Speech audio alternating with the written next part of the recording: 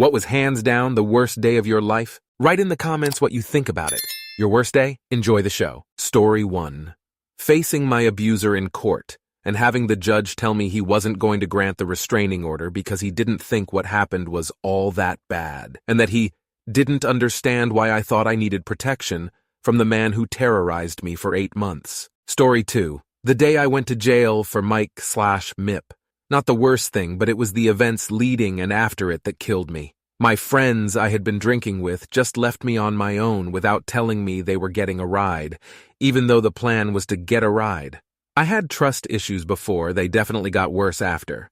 But some guy I met that day had offered me a ride after we've been talking for a while, and he seemed pretty cool. He dropped me off 8 miles away from the place I told him to after he tried taking me to his house. I had no idea where I was, and so I knocked on someone's door, freaking out, which led them to call the cops, arresting me. Since I was in jail until the next day, I missed orientation for my job. I felt like I had just confirmed myself as the family disappointment, had all kinds of legal stuff to deal with, and wasn't able to do the thing I'm going to school for because I fell into a major depression, as well as some other things. Obviously, it's not the worst thing, and there is much worse. I couldn't even imagine. It still felt as if my life was over. Story 3. The day I had to say goodbye to my grandmother. This was kind of recent, just before Christmas, actually. We weren't extremely close, but she had been diagnosed with a rapidly progressing cancer, and while I had been away at uni, she had declined within a handful of weeks from up and about to bed, ridden and unable to eat or drink. My family all looked after her, and I came home to visit, to say goodbye, really. And I remember looking at her while she was struggling to breathe and thinking how frail she looked, more skeleton than person by then. And then I had to leave the following morning to get a train, and I went in and she was awake. So I sat with her, told her a few things about my life and how that was going. But soon, I had to leave. We got her back in bed, and I hugged her and started to tear up. And then she told me to make sure I had a good life, and we both burst into tears. That was at about 10 in the morning. And I had to get on a 5-hour train to get back to uni. I cried the whole way home. Story 4. The day we removed my sister from her ventilation tube, turned off the machines, and let her pass away naturally. But I was holding her hand while her fiancé held the other, and her favorite music was playing, and while it was easily the worst day of my life, I felt privileged to have been there in her last moments. It's been 4 years, and I still think of you every single day. Miss you, Cheryl. Story 5, July 13th, 2012, the day I was evicted from my apartment. I had no job and would only hang out at my friend's house. What little money I had I spent on groceries and going to the movies. My parents paid my rent for 3 months in a row, but when June came, my dad put his foot down and said they would not anymore. I honestly had a pretty good setup, but I blew it. I got home that day and saw the piece of paper in my door. I grab it and enter my apartment. Then I read the words, and my herd stopped. I had to come to terms with what was happening, what I let happen to me. I had to have a difficult phone call with my mom. Then my dad and brother came to help me pack. My dad was not happy. The moment I read those words is a feeling that has yet to be replicated in my life. Story 6. The day my sister was murdered. It all started at like 3 a.m. My aunt had come to my apt. She had just gotten off work and told me how there was a shooting at the house where my sister was living, but didn't know if my sister was okay or not, or what had actually happened. The names of the victims hadn't been released yet. So I was just going crazy hoping that my sister was okay. I didn't have a phone, any way to get online or get in contact with anyone. That went on for a few hours. I had used the phone at the local gas station and called the sheriff's department, but they wouldn't give me any info on anything. I finally got a ride out to my old hometown, where it happened, and walked to the setup the cops had outside the house where the shooting was. They still wouldn't tell me anything then, either. But one of my old neighbors/old family friend waved me over. She was sitting on her porch, and I was just anxious AF. Her granddaughter saw that the names of the victims had been released finally and handed me her phone, and when I read my sister's name, I just lost it. Second addition to this was when my family and I had gone to the funeral home to get everything in order for her cremation. They had said we could see her body if we really wanted to, but that they didn't want us to, because of how bad her injuries were. I had to, though, some weird grief thing, and being her big sister, I had to see her one last time. And it was so bad. It was horrible. She had been shot once under each of her eyes, and so her face was kind of sunken in. And what I could see of her eyes, it was like all white. Her eyes were rolled back into her head. Seeing what the shooters did to her, I just can't imagine how someone could do that to another person. She was only uncovered from the neck up, but I was told that she had even worse injuries. Basically, she had been tortured, and I don't remember if they said her legs had been cut up with a knife or she had been shot multiple times in her legs, but I didn't see that. I don't think I could have handled seeing something like that. It breaks my heart, just even imagining how scared she must have been, how much pain she endured. It's fucking horrible. Story 7. June 25th, 2010. My best friend's mom called and told me she had died, 2 weeks before her 23rd birthday. She'd been battling cancer off and on since she was 16. This last time it had spread and was inoperable. I like to imagine she's still alive in a parallel universe, and I wonder what she's doing there. She had dreams of living a simple, happy life. I still miss her so much and wish all her dreams would have come true. Story 8. The day I lost my dad, he had already been dealing with dementia brought on by a stroke he had in his sleep back in 2018. Last year, he got up to use the restroom and my mom was asking where he was going. He just kind of froze in place, then tried to keep walking and talking and fell backward. He was talking to the paramedics that arrived shortly afterwards and he just got kind of quiet. He started having issues breathing in the ambulance, so he was intubated. By the time I knew what was going on, he was already in the ER. I lived 20 minutes from them, and as soon as my mom said the words, "Dad went to the ER," I broke down. I just knew he was going to die there. He never regained consciousness and passed 3 weeks later. Story 9. The day my cousin was murdered was the same day my only friend rushed to leave town. I was too young to really process what was happening, on top of my family suddenly admitting they're happy my best friend wasn't coming back and being angry with me for even talking to her. I felt so alone and don't remember much after that time. I think I shut down. I don't know if these events were connected. No one told me why. Actually, my family didn't talk to me at all during this time. Thinking about it now still hurts. I'm pretty sure it fucked me up mentally in ways I'm making up for now, like cutting contact with my family and understanding I was too young to understand anything. Story 10. I can't pinpoint it to a single day. More like a state of a week. Gonna use this post to scream it to the void. I had been seeing a therapist for 2 years, trying to work through trauma, burnout, anxiety, and depression. 2 years of battles with my own brain, but I thought I had come out victorious. I got an interview for a good-paying job. The day I received the call to say I got the job, I was driving back to my hometown because my grandmother was dying.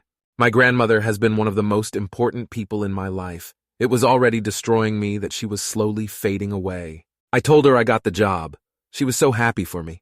Then she passed away and I started that stupid job 3 days later. Mentally, I was not okay, but I couldn't let this opportunity go. Couldn't let my partner down, or my grandmother, even if she was gone. I hit rock bottom. Cried every day I came back from work because I hated it. I was lied to that I was only going to be on partial, less than part-time hours, only to be put on full-time hours, 11 days working in a row.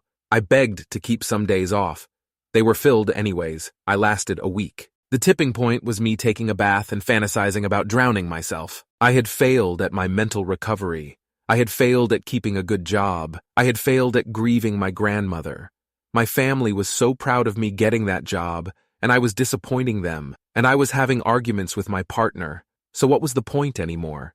But drowning myself would require energy I didn't have. So I left the bathroom, saw my partner, and told him that if he left me alone, that would be it. He made me quit that miserable job, kept me safe until I saw my therapist who got me to the ER. Still on therapy to this day and on antidepressants, but I survived and am still fighting. Story 11. The day I woke up in a hospital bed fuzzy-headed from sedatives, in pain from a C-section, and wondering where the F is my baby, finally someone got back to me and said she was in the NICU because she had a potentially fatal heart defect and would require open heart surgery. 9 days later, she had the surgery, but it was not just the worst day, it was the worst year. I cried every day, sure she would die. She's now a young adult and doing fine BTW. It was traumatic all around for a long time, though. Story 12. I was a teenager going to school near the Twin Towers on 9/11. Watching my classmate collapse on the floor as she realized her mother in the second tower was probably dead. She was. The ash everywhere. The absolute panic and zero cell service. Watching people jump from the burning buildings. The burning smell and people just dazed, covered with blood, crying on the sidewalks. It was certainly a start to my freshman year of high school. Story 13. One that comes to mind is a night in June 2020. I was days away from graduating high school during a pandemic, and my mom came into my room crying and told me that my first grade teacher had passed away in a freak car accident that afternoon. I'll spare the details, but it was on the local news, happened on a virtual school day, and she had gone out to get groceries. Can't help but think about how she probably wouldn't have been in that place at that time if it weren't for COVID. She was an amazing teacher and person. I needed some extra help and attention in first grade, and she gave that to me. She was a longtime teacher in my town, and I also happened to be in her first class when she started here. Just sucks so much for her family. I remember when she was pregnant with her first daughter while I was in her class. I still can't even comprehend how something so horrible happened to such an amazing human. Story 14. Got the call early April 2007, near the end of my freshman year of college. Found out my best friend for the last 6 years, who became like my brother and was there for me when my home life collapsed, and I was seriously contemplating suicide because I genuinely had nobody else, was killed in Iraq while on patrol, in a Humvee when it went over an IED, was killed instantly along with another soldier. I held it together until one of my friends let me use her phone to call his dad after my dad called me to tell me after seeing it on the local news. Just hearing his meek, mild-mannered dad's voice and hearing how strong he was keeping himself just made me lose it. CPL Wilfred E. Flores Jr., 1986 to 2007, missing you, dude. Story 15. I had achieved my dream of directing beverage programs in cool bars in Big Sky, Montana. I was making crazy money, and my one-bedroom apartment was only $600 a month. It was a literal dream come true for me. Unfortunately, I suffered from undiagnosed bipolar as well as a strong drinking habit. I ended up convincing myself I was being cheated on. I drank to excess and lost my mind at my place of work, to the point where I was arrested, fired, dumped, and publicly shamed in the blink of an eye. There was no reason for this behavior, but I was lacking the understanding of my learned behavior as well as how my mental illness affects my rational thinking. I have severely reduced my alcohol intake, started taking medicine, and have been in therapy, and I feel 1,000,000 times better. I am still recovering financially and emotionally from that horrible and tragic day. It was all over nothing. I'm hoping to one day reach a similar pinnacle in my career, but for now I am just focusing my giving myself inner peace. Story 16. When my ex-boyfriend broke up with me on our 10-month anniversary over FaceTime, I was devastated. I had FaceTimed him because I was so excited about what we were planning to do. Then he just said, "I don't know what to do anymore, and I feel a lot of pressure," while he was crying, and then he hung up on me. I cried so hard and won't forget that day. He will always be my first love. There's more to say about him, mostly his mistakes, but that day I will never forget, and I felt like a knife going through my heart. Story 17.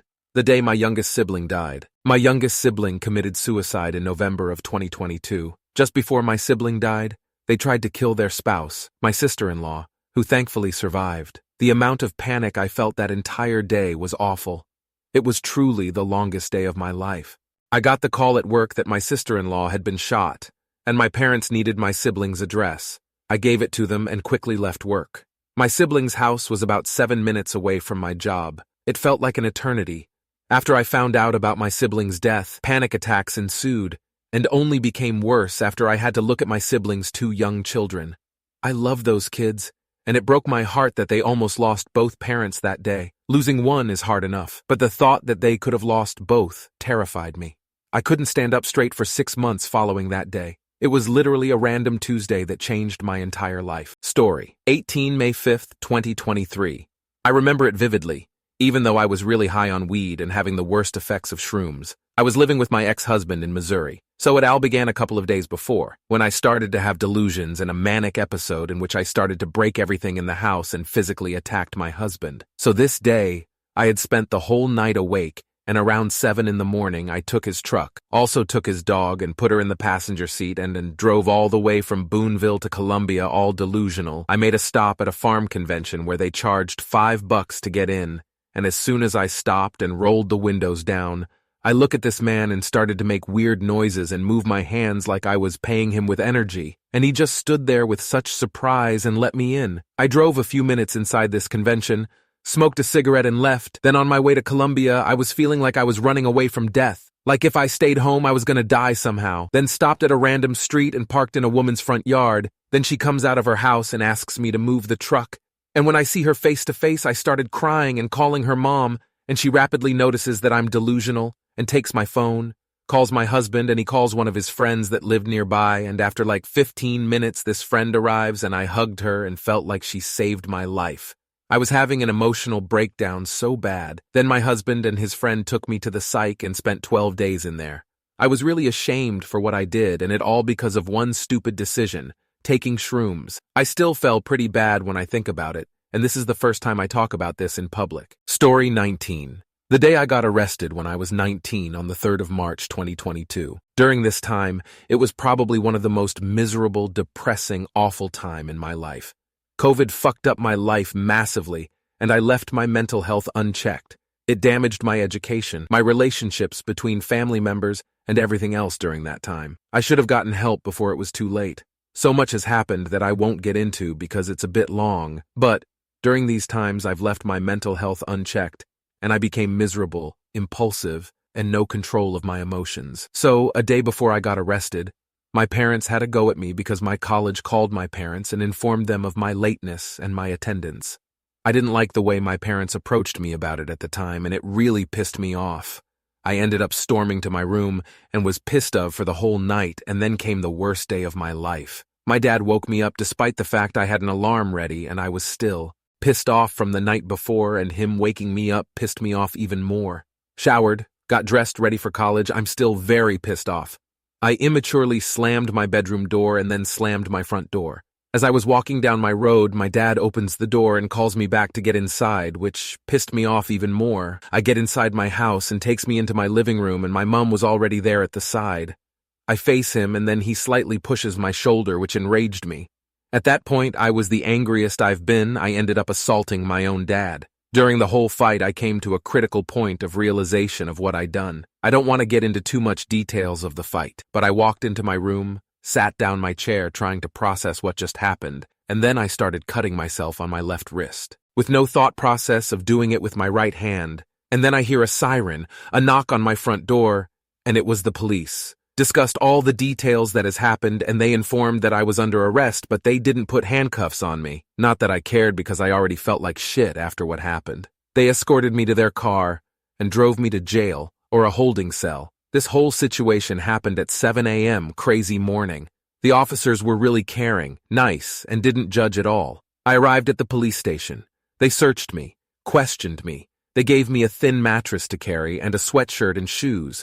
Took me into my cell and locked the door. It was a horrible feeling, so much thoughts process about life and education and shit. Hours and hours sitting and laying on the bed. I would like to assume you guys probably know of the process of being arrested, so I won't get into too much details of my time in jail, so I'll skip forward a bit. Police released hours the same day. I arrive home and apologize to everyone in my family to the situation I caused. I've regretted what I've done. Every single day. So much pain I've caused and how much I hurt. I'm 21 now, and that day still haunts me and shaped who I am today, but I'm not sure if it's shaped me positively or negatively. There's people out there who have no parents, and I'm lucky that I got role models who provide me with everything they've got, and I hurt them. There's not a day where I don't think about that day of my arrest. I couldn't trust myself with anyone, and then I eventually got the help that I needed and took myself to therapy. Unfortunately, life hasn't really gotten any better since then. This is a long read, and if you have read all of this, thank you for your time. Any questions, please ask. Story 20, August 27th, 1975. I was at my grandma's house with all my cousins and brother, and we were set to go to Santa's village, so we had a slumber party the night before. At 6:30, my grandma's phone rang and my aunt picked it up. Immediately, it sounded like she was laughing, but in reality, she was sobbing because her best friend, my mom, died. I was 10, and my brother was 8. She had been sick for 8 years and had Hodgkin's disease, which now is highly curable. I would like to believe in part due to her experimental treatments. It was a shock because we didn't think she would die.